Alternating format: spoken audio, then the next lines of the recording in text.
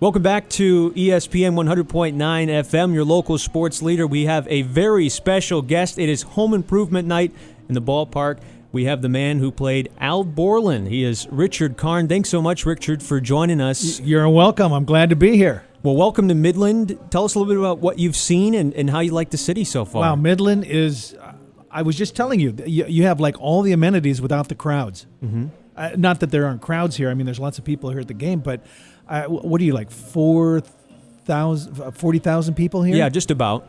And you've got like this incredible arts center. You got this great baseball stadium. You have a beautiful little town. Mm-hmm. Yeah, we like it. Nice and quaint, and it has everything you need. So close to the lake. Right, exactly. A little bit of everything. Tri-Cities. Mm-hmm. Now, you also went golfing today at Apple Mountain. How was that? I went to Apple Mountain. Oh, my gosh. Well, you have to play that course a couple times, because I hit what I thought was like a great shot, and then there was a ravine.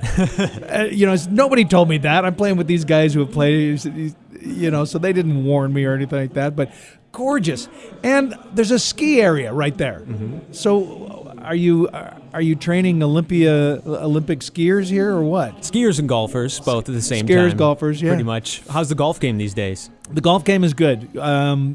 It ebbs and flows. I was doing a play in Kansas City this year. Actually, where I met Jim O'Hare, who was here last week, and in Kansas City. So I couldn't play golf very much, although I did play 4 times, and I actually hit a ball off of a frozen pond. Oh. So that's how desperate I was. Yeah, we've been out, rain, snow, just, I know you get the beautiful LA sunshine, but we get like 3 months maximum here, so we have to just get out no matter what, pretty much. That's it. I remember I did summer theater over in Holland, Michigan, quite a few years ago, and I remember the summers being warm and sticky and really nice, staying light till 10, 11 o'clock at night, of course. Yep. But, Michigan's a great town. Mm-hmm. So you're here for home improvement night. It's been 20 years since the show has been on.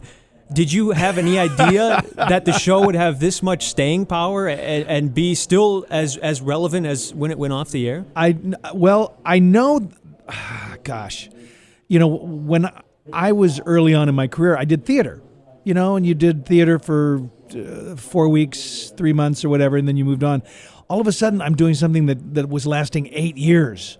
And the first few episodes, the producers were going, slow down. You don't have to arc in one, half-hour show. Mm-hmm. You've got a lot of time to create this character. But I know that they wanted to keep it.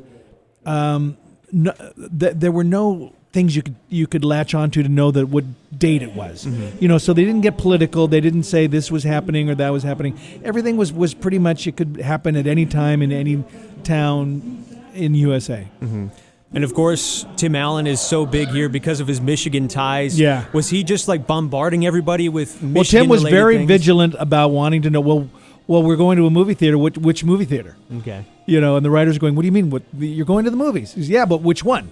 There's one on the east side of town, where the traffic might, so he was very particular about wanting that and, wearing all the different T-shirts or sweatshirts from all the different colleges and things, even though he went to Western.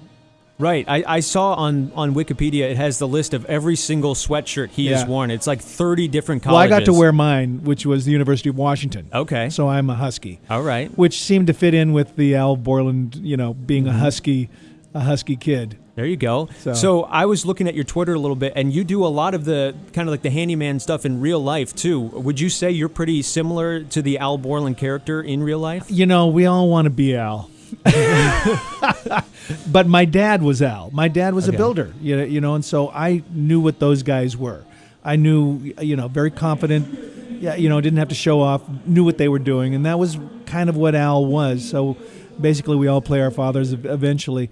But I'm not going to change the solenoid in a dishwasher or anything like that, so I know when to call in the professionals. Okay, all right. He is Richard Karn, famous for playing Al Borland on Home Improvement. So a Washington guy, are you a baseball fan at all? Were you a Mariners fan? Well, when I was growing up, Mariners were later. Okay. We had the Sick Stadium, which was kind of sorry about that.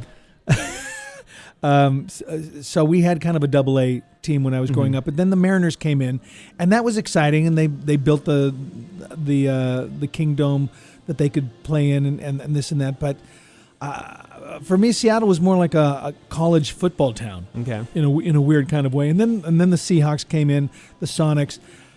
We're now just getting a hockey team. That's right. So, but the Mariners became, my team. But I had kind of was on the verge of moving away from Seattle. I moved after college, after going to the University of Washington. I moved to New York in '79, and in 1979, we're going back a decade, a century ago. Seattle just exploded. I mean, growing up, we had Boeing and Weyerhaeuser. Now you've got everything. Microsoft and Amazon and Costco and REI, Nordstrom. The list goes on and on and on. Eddie Bauer. Right. So just about everything. Starbucks is huge there. Yeah. So Michigan ties, besides Tim Allen talking about it all the time, how much have you been here or done things around the area? Well, I guess my Michigan ties would be the couple of summers I spent in Holland, Michigan doing and it's also where I kind of learned the game of golf. Okay. When we had time off, you could play golf till 11 o'clock at night, which was great. So, and then I get back here. I did an episode of the Detroiters. I don't know if you ever saw that on Comedy Central. And that was fun. That was a lot of fun. But I get back here once in a while. Okay. It's a gorgeous town. Of course, we did Traverse City our last season. So Richard Karn is here. What are you up to these days? What's keeping you busy? These days, I like to think of myself as retired until I work. Okay. So I did a play for 3 months in Kansas City this winter. I'm doing a series on Hulu called Pen 15. Okay. And if you don't know what that means, ask your kids. Well, I kind of do. I remember writing it down. And we can't say that on air. No. But it's about 8th graders, so that's the humor. Okay. Right? And I play the dad of an 8th grade girl. And her real dad, she has her real mom playing her mom. Really? And I said, well, why don't you have your real dad? He goes, he smiles too much. You don't smile enough? Well, your dad smiled. No, he wouldn't have been right. But he was like a world-class drummer. He was with the Weathermen, world-class jazz drummer. And so my character is a drummer, but I'm in a Steely Dan cover band. Okay, nice. You have a favorite Steely Dan song? What song did they do that's not a favorite, right? Hey 19. Yep. Ricky, don't lose that number. That's right. Well, Richard, we appreciate the time. Thanks so much for joining us. Enjoy your time here at Dow Diamond. I'm here in the loon. That's right. You'll be able to perfect the call. Well, there's only one loon to a lake. Really? Apparently. I did not know that. You can't have more loons. You can only have one loon to a lake. Look it up. Kind of dominate the area? It's their lake. Wow.